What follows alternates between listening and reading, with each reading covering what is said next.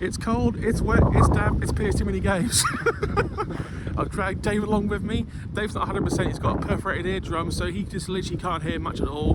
But he wanted to get out of the house, yeah, that's exactly what. So we'll see. Anyway, off to Amiga Games. Welcome to PS Too Many Games. PS Too Many Games.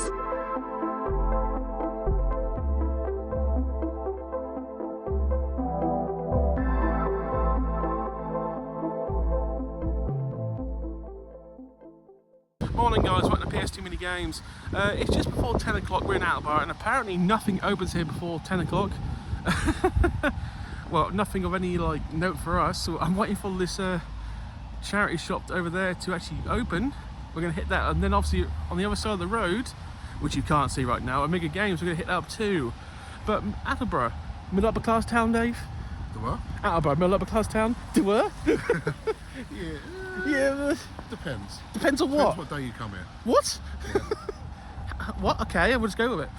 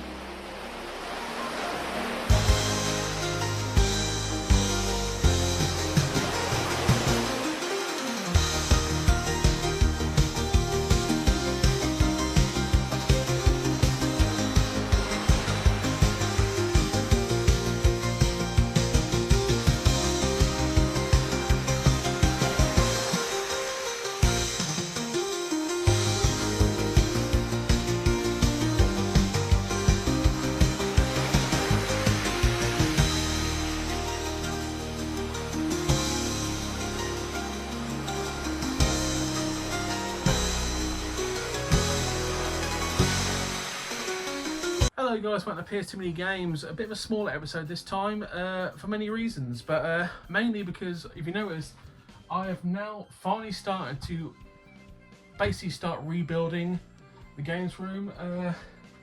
My major issue now is where I'm going to put the games temporarily. Good Lord. Obviously now I've got over 1,800 games. More places I need to store them, and it's getting hard because you have to store them properly in like plastic containers, pretty much. Problem is, plastic containers are hella expensive, and I need to get more, and probably got over like £100 worth of plastic containers for temporary use. It's a pain in the ass. But my brother's going to help me out this one, and he's got ideas, wild ideas. But I'm going to let him just do what he thinks is right, and we're going to hopefully make not even better shelves, but other ideas. We'll see what happens. I don't know. It's all in Aaron's head, so that's my brother named Aaron. So we will see how it goes. But anyway, we went to Amiga Emporium, which is a gaming shop in Attleborough, the sleepy town of Attleborough, which is basically between Norwich and Thetford. Nice place. Very quiet place, but a nice place. I've only been there once before where I've bought things. The other time I went there, the shop was closed. That was a long time ago for the channel, and I wasn't happy. That was like last January. Jeez, it's been nearly a year. But that was basically my fault. I didn't realise they didn't open on Mondays or Wednesdays. This time Dave said, do you want to go? Because Dave lives near Attleborough, and we did. And I did pick up only 2 games because they're the only 2 games I needed. There was a Mega Man X Command. Good lord, Mega Man X Command. Problem with that is I had no manual. No manual, no deal. But anyway, these 2 games I'm happy with. One of them I needed, but I'm not a big fan of. One of them I've never played, and it does look phenomenal, like artwork-wise. Excellent. So for the foreseeable future, it's going to be basically rebuilding the games room and trying to work around that. So you might see a few episodes not in this room, in the other room we've used a couple of times, and the background might just be me sitting at a chair with some few games around me. This time, because this will be the third time I've changed, this will be the second time I've changed the room since I started. This time we really want to do well, and I want to use the room effectively, because basically my brother is more interested in the background to the recordings, which I fully understand, but I would like to use all the space given. I hope this goes well. I really do. Why? Why must life be so hard? This January actually proved to be quite a positive month for the channel. We have many new faces who have subscribed or watched for the first time. Welcome. You obviously joined when I'm getting near, not so much the end, but I'm getting closer to my goal of roughly between 24 to 2500 PS2 games, give or take. There is no definitive number. When we get to like a certain point where I can't find anything, aka if I've like completed my list or I can't find anything, we will divert to a secondary collection. But the main goal will always be to come close to, if fully complete, a PAL PS2 collection. Now there are obviously different opinions what a complete PAL collection is for the PS2. It's going to be hard, but I'm all in. And hopefully you'll follow the journey. Wow, that got like super serial. I'm super serial. I also want to apologise, the footage for Amiga Emporium wasn't brilliant.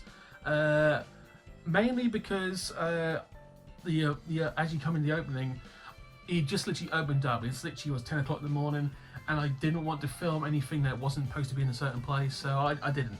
I respected the privacy, that kind of thing. Head like box on the ground, which is sorting out, because obviously I'm assuming he only runs that place by himself. Very nice guy, but I've seen that was the case, but I don't want to film anything. But the main area for the PS2 games, happily filmed all of it, and one of the games in the cabinet we did purchase, and very happy with that indeed. I will start doing more. I will start getting back into EEX, good lord, CEX roulette. I haven't done those for quite a while, but now I can record game footage again. I do a more thorough job, give an opinion of the actual game itself. So things are going well at the channel. I think. Obviously, recently we talked about CX rarities again, price-wise. The prices haven't changed that much, but they're still going up at a slow pace, which once again scares the piss out of me, because every time they go up, that means the collection is going to get more and more expensive. But on the flip side, someone said, I made a point, well, your collection is now worth a lot more. I'm not buying this collection for the worth, but if I ever do end up selling it, yeah. I suppose that is. I actually need to get... I actually have got involved in insuring the collection, because it's got to that point where it's like, it has to be insured. It has to be, in case shit goes badly, like a fire or something. this collection needs to be insured. I know who to go to for that one, but I'm curious how much it's going to cost each month. Anyway, we're getting sidetracked. Let's actually just get to the 2 games. So, Never mind that shit. Here comes... let's throw a commercial in. I'll see you on the other side. Let's go racing! It's Super Mario Kart Funny Car Madness! Only on Super NES! Turn the track into a giant mud pit! Or burn rubber on ice, wood, or asphalt! Mix it up for the big boys! See Bowser in his Bigfoot dropping truck! See Yoshi's go-kart really go! Mushrooms, banana peels, turtle shells! Dynamite! Check your rear view and make him eat dust! Or go into battle mode and ruin his day! 2 speeds! Fast and way too fast! It's 2-player fun on the split screen! Only for the Super Nintendo Entertainment System! Now when you're playing with power, superpower! And we have returned. Well, for those who notice, I am once again rocking my own t-shirt, and by that is a t-shirt that Dave designed for me personally. I have had a couple of people ask what t-shirt you can get these t-shirts. You can, but I wouldn't recommend it. Most of the stores, the store attached to this channel is not a store I recommend because the prices are just ridiculous. And I apologise, we can't really lower them because we actually would be losing money. I will say we have got some like t-shirt designs on Redbubble, and that's the only place I would recommend because Redbubble pretty much do a daily sale of like 40 or 20% of stuff every day. And there are some points where I get a text every day from Redbubble saying 40% of this, 40% of that. And if you actually get the right day and get a discount, that's probably the only day I would actually like buy my own stuff because it's actually like reasonably good value for what it is. I'm waiting for like 40% off hoodies because I want to buy my own hoodie, but at the price is set at now. I don't know if I'll try and find a link to that, like Redbubble, but once again, I would only recommend it with like half price sale because the prices are hard. And to be honest, we don't make very little to no money off those anyway. I just like, someone asked about that, so there you go. Let's get through to these two games. They're both RPGs. One of them is known not to be a very good one, and the other one I have never played, but it looks good, and I've been told good things about the franchise. So we'll get the bad one out of the way first. This is actually a failed CX roulette in the past. For those who remember this, I'll try to pronounce this. Ephemeral Fantasia. Now, I've been told point blank by multiple people this is not a good RPG. I mean, the artwork looks pretty good. It's made by Konami, but I've been told it's not that good. I'll recommend opinions, because I could have been misled. But if Sephiroth fails watching, because your RPG knowledge is incredible, give your opinion on that. I will read the back. The artwork, once again, rather good. Incorporate an integral battle system with a circular battlefield and action counter feature for unrivaled enjoyment on the PS2. Enter a world where summer never ends, a mysterious and isolated island paradise. A wandering minstrel summoned by a lord, musical instruments that are seemingly human, and a beautiful princess with eyes of stone. An experience unlike anything you ever had. Apparently this is kind of mid. I will say one thing, I think this is like a very early title, we're talking like 2000, 2001. This was one of the first RPGs on the system, so manual intact and very good quality. Quite thick actually.